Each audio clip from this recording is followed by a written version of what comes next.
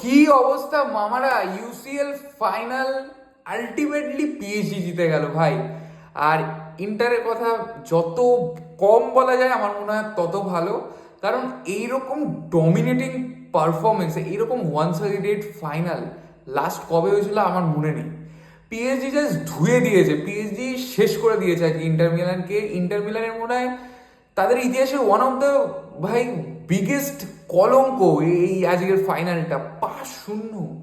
Can you imagine it ভাই? কোনো league game বা চ্যাম্পিয়ন্স লিগের গেম নয়, চ্যাম্পিয়ন্স লিগের ফাইনাল এটা, যেখানে ইউরোপের দুটো টপ টিম মুখোমুখি হয়, সেইখানে নাকি 5-0 গোল একটা টিম দিয়েছে। আনবিলিভেবল ভাই। কুডোস টু ভাই PSG, kudos to Luis Enrique.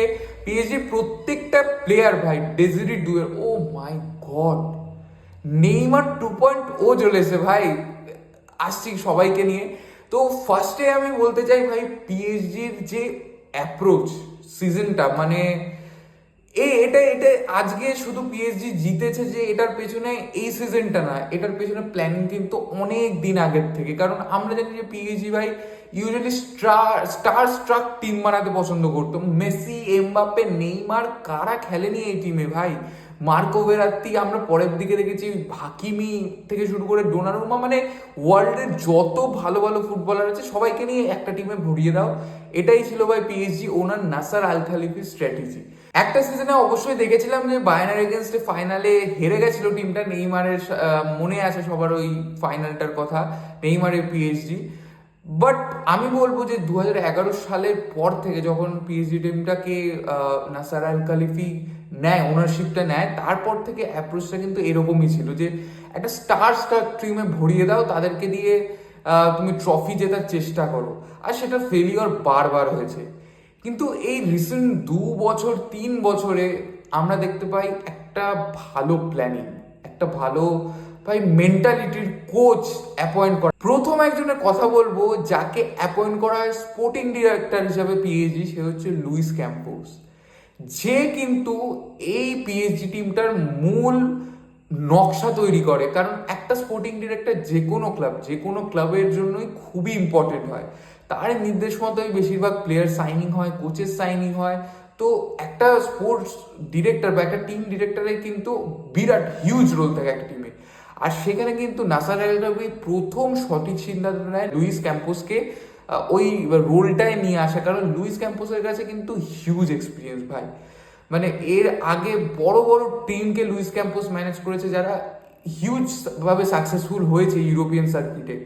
তো আমি বলবো ফার্স্টে এই যে শুরুটা করে পিএসজি, এখান থেকে কিন্তু একটা পথ, একটা নির্দেশ আমরা দেখতে পাই, যেখান থেকে মনে হয় যে না পিএসজি অন্য ডিরেকশনে হাঁটবে। তারপর থেকে তো ভাই স্টারদের বাদ দেওয়া আস্তে আস্তে শুরু করে, আমরা দেখি মেসি, নেইমার, এমবাপ্পে আগের সিজনে চলে যায়, তো এদেরকে বাদ দিয়ে যারা ইয়াং প্লেয়ার, যারা ইউথ প্লেয়ার, তাদের ওপর ফোকাস করা। আর এর থেকে এদের এই ইয়াং প্লেয়ারদের নারিশ করার জন্য, এদের একসাথে খেলানোর জন্য পৃথিবীতে মনে হয় লুইস এনরিকের থেকে বেটার কোচ আর নেই। সত্যি বলছি, কারণ লুইস এনরিকের মতো player Messi, Neymar, Suarez, Iniesta এদেরকে কোচিং করিয়ে এসছে। ও জানে একটা ড্রেসিং রুমকে কিভাবে হ্যান্ডেল করতে হয়। ও কি পারতো না যে মেসি, নেইমার অথবা এমবাপ্পেকে আবার হ্যান্ডেল করতে পিএসজিতে? কিন্তু ও কিন্তু সেটা করেনি। ও যেটা চেয়েছে, ওর ডিমান্ড ছিল ইয়াং প্লেয়ার্স। আমরা দেখেছি ভাই আগের বার ভিডিও বারবার ভাইরাল হয়েছে যে এমবাপ্পেকে কতবার ও ভিডিও অ্যানালাইসিস করাচ্ছে, দেখাচ্ছে, প্রেসিং করার জন্য বলছে, কিন্তু এমবাপ্পে ভাই করবে না, ওর কথা বাদ দাও। তা আমরা দেখলাম এমবাপ্পে চলে যায় ভাই রিয়াল মাদ্রিদ থেকে। তারপরে ডেম্বেলের কিছু ক্লিপস আছে ভাই, ডেম্বেলেকে যেখানে ও ডিসিপ্লিনড হতে বলে ও ডিসিপ্লিন হয় না, সেক্ষেত্রে ডেম্বেলেকে আমরা দেখি আগের সিজনে ম্যাচ থেকে বার করে দেয়। ও জাস্ট ম্যাচেই খেলানোর সুযোগটাই দেয় না ডেম্বেলেকে। তো এই সিজনে যেই চেঞ্জেসগুলো হয় ইয়াং প্লেয়ার্সদের নিয়ে, তার মধ্যে প্রথম কথা যার বলতে হয় সে হচ্ছে ডেজেরি ডুয়ে। মানে এই ফাইনালটা হয়তো বা ইন্টার মিলানের এগেনস্টে লামিন ইয়ামাল যেটা করতে পারতো, ডেজেরি ডুয়ে আজকে সেটা করে দেখিয়েছে। অ্যাকচুয়ালি তাই আনবিলিভেবল ভাই। কি এটা, কি প্লেয়ার এটা! মানে ডেজেরি ডুয়ের খেলা আমি এর আগে দেখেছি, হয়তো কথাও বলেছি ডেজেরি ডুয়েকে নিয়ে, কিন্তু ইউসিএল ফাইনালে পারফরমেন্স করা is not a matter of joke. এখানে তুমি ধুলিস্বাদ করে দিয়েছো one of the best defence. Acerbi ভাই, ওইদিকে বাস্তনি, ডিমার্কো, পাওয়ারের মতো প্লেয়াররা। সলিড ডিফেন্স ভাই ইন্টারের, সেখানে তুমি জাস্ট ওদেরকে ধূলিসাৎ করে দিয়েছো। ডিফেন্স লাইন আজকে মনে হচ্ছে ইন্টারের সব থেকে উইকেস্ট পয়েন্ট। যে ইন্টার সব এই ইউসিএল এর গ্রুপ স্টেজে সব থেকে লিস্ট গোল কনসিড করেছিল, সেই ইন্টার আজকে ডিফেন্স দেখে মনেই হয়নি যে এটা ইন্টারের এখানে আচেরবিক আছে, এখানে বাস্তনি আছে। এরকম ছেলে খেলা হয়েছে ভাই। ডেম্বেলে, ডেসিরিডুয়ে, ফাবিয়ান রুইজ এরা আজকে যা করেছে এই ইন্টারের ডিফেন্সটাকে নিয়ে। নেইমার 2.0 চলে এসছে, কোথা থেকে হিরেটাকে খুঁজে এনেছে ভাই লুইস এনরিকে আমি জানি না, বাট পিএসজির জন্য একটা জেম পেয়েছে ভাই, জেম এই ডেসিরিডুয়ে। আরেকজনের কথা বলবো, সে হচ্ছে ডেম্বেলে ভাই। ও আলাদা মানে বিস্ট ফর্মে চলে এসছে এই সিজনে। আগের সিজন প্রচুর আমরা খবর শুনেছি যে ও ডিসিপ্লিন নয় বলে লুইস এনরিকে ওকে স্কোয়াডে রাখতো না, খেলাতো না ম্যাচ, কিন্তু এই সিজনে ডিসিপ্লিন হয়েছে। লুইস এনরিকের রেজাল্ট ভাই পেয়েছে, হয়তো এইবারের ব্যালেন্ডরটা জিতে যাবে ডেম্বেলে। মানে যা পারফরমেন্স দেখিয়েছে ভাই এই সিজনে, সেকেন্ড মোস্ট, এই বছরের second most highest goal scorer ভাই এমবাপ্পের পরেই। সব থেকে হয়তো মেজর গোল কন্ট্রিবিউশন ডেম্বেলের বেশি। আনবিলিভেবল, 25টা গোল করেছে ভাই এই সিজনে 25টা ম্যাচে।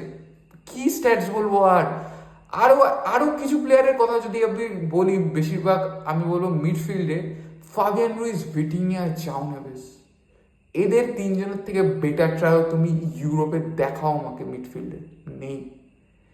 তিনজন প্লেয়ার তিনজনকে কমপ্লিমেন্ট করে ভাই। এই জাও নেভেস, ভিটিনিয়া কি ব্রিডের প্লেয়ার ভাই, এরা কি হাঁপায় না? এরা কি এদের লাংসে মানে অক্সিজেন আগে থেকে ইনফিট করা? তুমি জাও নেভেস, ভিটিনিয়ার ওয়ার্ক রেট দেখেছো ভাই? একটা ম্যাচে দৌড়ে মরে যায় ভাই এরা, তবুও এইরকম। ভিটিনিয়ার তো পুরো টেম্পোটাকে কন্ট্রোল করে পিএসজির গেমে, আলাদা লেভেলের। Fabian Ruiz brilliant. আর্সেনালের গেমে আমরা দেখেছি ভাই কি সুন্দর পারফরমেন্স করেছি, আজকের ম্যাচেও ভালো পারফরমেন্স করেছে। আর যদি আমি দুটো ফুল ব্যাকের কথায় আসি, একদিকে হাকিমি, একদিকে Nuno Mendes. Oh my god, দুজনই ইউরোপের এই মুহূর্তে ভাই best full back. Hakimi best right back, ওদিকে Nuno Mendes best left back. Nuno Mendes কিন্তু অ্যাকচুয়ালি অ্যাটাকিং লেফট ব্যাক ভাই। তুমি যদি এর আগে জেনে থাকো বা পর্তুগালে ওকে যেরকমভাবে খেলানো হয়, ও কিন্তু অ্যাটাক করতে পছন্দ করে, একটু এগিয়ে খেলতে ভালোবাসে। কিন্তু আমরা যখন দেখেছি ভাই লিভারপুলের গেমটা মনে পড়ে, আগের ম্যাচটা, আর্সেনালের ম্যাচটা বা আজকের ম্যাচটা, ও কিন্তু আগে যায়নি। ও জানে যে আমার আফ্রান্টে ডামফ্রিজ আছে, আমার আফ্রান্টে মোহাম্মদ সালাহ আছে। এই কারণে ও কিন্তু নিজের কোটাতে, নিজের হাফে থেকে ওর ডিফেন্সিভ ডিউটিগুলো পালন করেছে। ও অ্যাটাকিংয়ে খুব একটা বেশি যায়নি। এই জন্য তুমি নুনো মেন্ডেসের ভাই তুমি হিট ম্যাপ দেখবে নিজের হাফে, পিএসজির নিজের হাফেই বেশিরভাগ ও খেলাটা নিজের করেছে। তো সেক্ষেত্রে এই স্যাক্রিফাইসগুলোই কিন্তু একটা প্লেয়ারকে সাধারণ প্লেয়ার থেকে বেস্ট প্লেয়ার, বেটার প্লেয়ার বানায় ভাই। তো আরেকজনের কথা যেটা বললাম ভাই, হাকিমি কিন্তু আজকের ম্যাচে কি পারফরমেন্স ড্রপ করেছে ভাই, মানে ব্যাঙ্গার। ফার্স্ট গোলটা যেখানে হাকিমি সেন্টার ফরওয়ার্ড হয়ে গেছে, প্রায় সেকেন্ড স্ট্রাইকার হয়ে গেছে, ওকে ট্র্যাকই করতে পারেনি বারেলা, ওখান থেকে ইজি গোল হাকিমি ফিনিশ করেছে। জাস্ট ডেসিরিডুয়েকেও ট্র্যাক করেনি, ও ফ্রিলি ঘুরে বেড়াচ্ছে, ডেম্বেলে এদিক থেকে রান করছে, কোনো ট্র্যাকিং নেই, জাস্ট ছন্নছাড়াভাবে খেলেছে। মানে এত ফ্লুইড এই টিমটা পিএসজি, যেখানে যে কোনো প্লেয়ার যেই দিকে খুশি মুভ করতে পারে আর তারা কিন্তু এই রেজাল্ট প্রডিউস করতে পারে। যেখানে কিন্তু আজকে থতমত খেয়ে গেছে ভাই ইন্টার মিলান, ওদের ডিফেন্স লাইনটা জাস্ট ট্র্যাকই করতে পারেনি। রেজারিডিওর ওপর নজর, কিন্তু রেজারিডিও তো মুভ করে যাচ্ছে ভাই ওই দিকে, আবার ডেম্বেলে চলে আসছে মাঝখান থেকে, হাকিমি রান করে পেছন থেকে, হাকিমি রান করছে, বাজেরা ট্র্যাক করতে পারছে না। আনবিলিভেবল পারফরমেন্স, জাস্ট টয়, মানে যেটাকে বলে খেলনা ভাই, খেলনার মতো খেলেছে আজকে ইন্টার মিলানের সাথে পিএসজি। এতটা ইজি লেগেছে, 5-0 গোলে হারানো is not a matter of joke, আবারও বলছি। আর আজকে ইয়ান সোমারের কিছুই হয়নি ভাই। ইয়ান সোমার 3টে আজকে নিয়ার পোস্ট থেকে গোল খেয়েছে, মানে বার্সেলোনার ম্যাচে যে হিরো ছিল, সেভিয়ার ছিল, আজকে করতে পারেনি কিছু। আর আমার মনে হয় আরো 2-3টে গোল খেতেই পারতো ইন্টার, মানে 6-7 গোলে জিততেই পারতো পিএসজি, কোনো ব্যাপারই ছিল না। আজকে যেইভাবে খেলা হয়েছে ফার্স্ট হাফে, তো শুরু থেকেই পিএসজির অ্যাপ্রোচটা এতটা পজিটিভ, ওরা প্রেশার করছে, বল নিজেদের কাছে রাখছে। ইন্টারের অ্যাপ্রোচ শুরু থেকেই ভাই ডিফেন্স করো, যদি বল পাও ডামফ্রিজের দাও, লং বল করো, সেট পিস থেকে গোল করো, এইরকমভাবে ফাইনাল, এইরকমভাবে ইউসিএল জেতা যায় না ভাই অন্তত এরকম হারাম বল করে। তো পিএসজি ওয়েল ডিজার্ভ ভাই। সেকেন্ড হাফেও যা করেছে ইন্টার, ও ওরা যতই ভাই সাবস্টিটিউট করুক বা ও যাই আসুক, জেলেন্সকি আসুক, এই আসুক, ওই আসুক, ওর সেম স্ট্র্যাটেজি ভাই। মিডফিল্ড নেই, মিখাতারিয়ান চালানোগুলো নেই, জাস্ট উবে গেছে, ওদের পারফরমেন্সই নেই আজকে। আমি জানি না যে এইরকম ইম্পর্টেন্ট ম্যাচে, তুমি যদি বার্সার ম্যাচেও মনে করো, মিখাতারিয়ান জাস্ট আইসোলেট হয়ে গেছে ভাই লামিনে আমালের পেছনে, চালানোগুলো বিয়ারলি কন্ট্রিবিউট করেছে, দুটো লেগেই বার্সেলোনা গেছে। তো আজকের ম্যাচটা পিএসজি জাস্ট এক্সপোজ করেছে, বার্সেলোনা বেশি গোল খেয়েছে এই যা, সেই কারণে হেরে গেছিল সেমিফাইনালটা, বাট আজকে পিএসজি জাস্ট এক্সপোজ করেছে ইন্টারের। 3 বছরে দুবার ফাইনাল খেললো, দুটো ফাইনালি ইন্টার হারলো। আর আমি আমি 100% ভাই সহমত যে ইন্টার ফাইনালটা হেরেছে, এতে আমি খুশি আছি, কারণ এইরকম টিম ডিজার্ভ করে না, যাতে স্ট্র্যাটেজি শুধু লং বল বা উইং থেকে তুমি ক্রস বাড়াও, ওখান থেকে থুরাম বা অন্য কেউ হেড করবে, এই স্ট্র্যাটেজি দিয়ে এটা কি ভাই, এটা কি পাড়ার ফুটবল হচ্ছে? তুমি ওদিকে পিএসজিকে দেখো, ওদের এত ফ্লুইডিটি, ওদের যে কোনো প্লেয়ার যে কোনো পজিশনে খেলতে পারে, ওদের কোনো সেন্টার ফরওয়ার্ড নেই ইভেন। ডেম্বেলে, কাওয়ারেজকেলিয়া, ওইদিকে ডেজারিদুয়ের, তিনজনই উইঙ্গার, কিন্তু তিনজনই এতটা ফ্লুইড ভাই, যে কোনো মুহূর্তে যে কোনো জায়গায় পজিশন নিয়ে খেলতে পারে আর গোল করতে পারে, ডেঞ্জার ক্রিয়েট করতে পারে। ফাবিয়ান রুইজ অ্যারাইভ করছে বক্সে, হাকিমি অ্যারাইভ করছে, জাও নেভেজ অ্যারাইভ করছে, আনবিলিভেবল পারফরমেন্স ভাই। আরেকজনের কথা শেষে না বললেই নয়, সে হচ্ছে লুইস এনরিকে ভাই। দুটো টিমের, দুটো ডিফারেন্ট টিমের সাথে দুটো ট্রেবল।